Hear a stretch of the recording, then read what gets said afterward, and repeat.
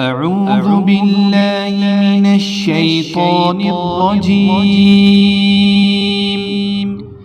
بسم الله الرحمن الرحيم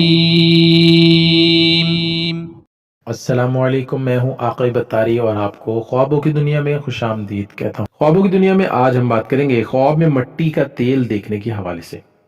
اس خواب کی مختلف صورتیں ہیں جن کی مختلف تعبیریں ہیں۔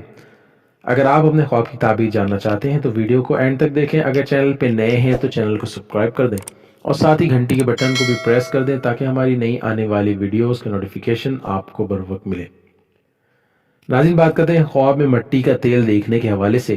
حضرت امام ابن سیرین رحمۃ اللہ فرماتے ہیں خواب میں مٹی کا تیل نابکار عورت ہے۔